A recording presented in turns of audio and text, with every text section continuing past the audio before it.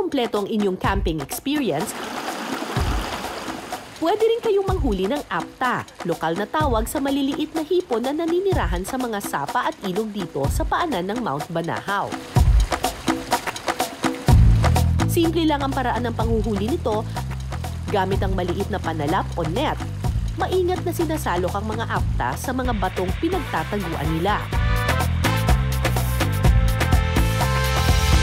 Maliliit man ang mga hipong ito sa sukat, malaki naman daw ang ibinibigay nitong sarap sa ipinagmamalaking pinais ng Tayabas.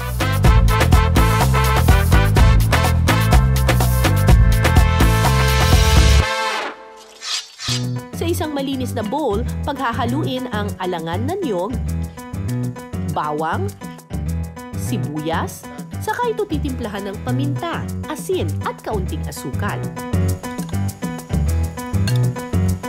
Sunod na ilalagay ang apta shrimp. Yung apta shrimp, fresh to. Hinugasan lang. Haluin lang mabuti. Pag hinalo natin ito mabuti, mapapansin nyo, medyo mamumula siya. Mag-incorporate yung kulay ng, ng apta doon sa nyug or doon sa alangan.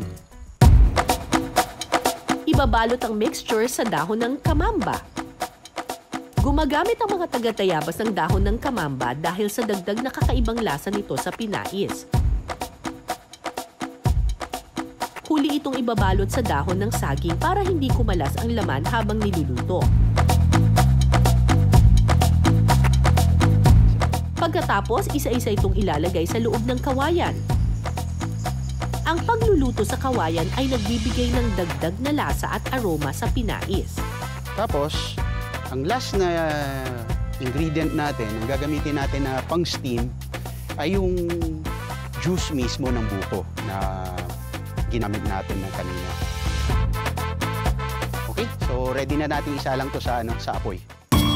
Kapag handa na, isasalang ito sa apoy at hahayaang maluto sa loob ng 30 minuto o hanggang sa kumulo ang sabaw.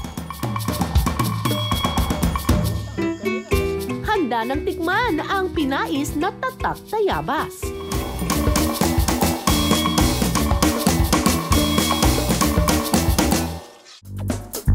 Ang mga hipon sa Tayabas huwag ismulin. Dahil ang lasa, sarap na di pa huhuli.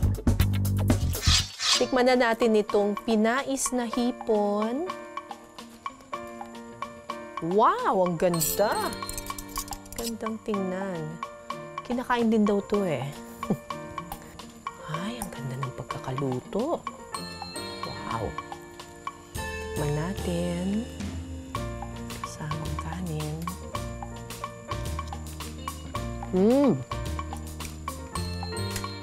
Sarap!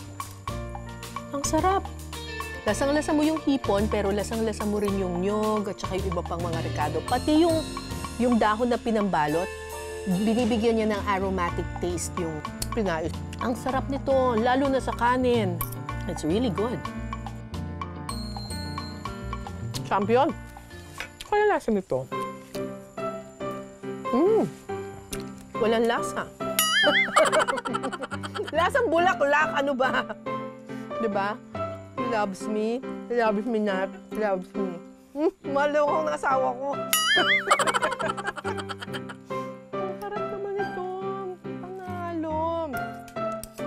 Sahugan natin ng bulaklak. Pak! Champion.